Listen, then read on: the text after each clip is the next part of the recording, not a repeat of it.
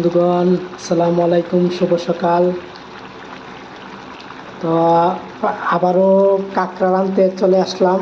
তো এর আগে কাঁকড়া রাঁধলাম।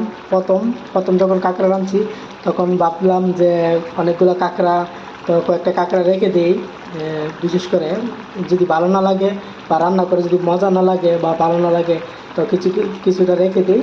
তো রেখে দিলাম। তো আজকে আবার ফাইনালি দেখলাম যে ভালোই লাগলো। তো আজকে আবার ফাইনালি কাঁকড়া রান্না করলাম। কাঁকড়া আবারও রান্না করলাম। তো আজকে দ্বিতীয়বার কাঁকড়া রান্না করা। তো আজকে আপনারা পাশে থাকেন ইনশাল্লাহ।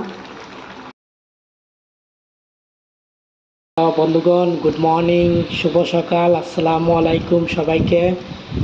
তো আজকের ব্লগ নিয়ে আসলাম ফুলকপি, তারপরে পটল দিয়ে আজকে ভাজি হবে ইনশাল্লাহ। তো অনেক কিছু মেনু আছে। তো আজকের মেনু ফুলকপি, পটল, তারপরে মাছ বোনা, আর অনেক কিছু সাথে আছে ইনশাল্লাহ আজকের মেনু। তো আপনারা পাশে থাকবেন। এই আল্লাহ হাফেজ, আসসালামু আলাইকুম।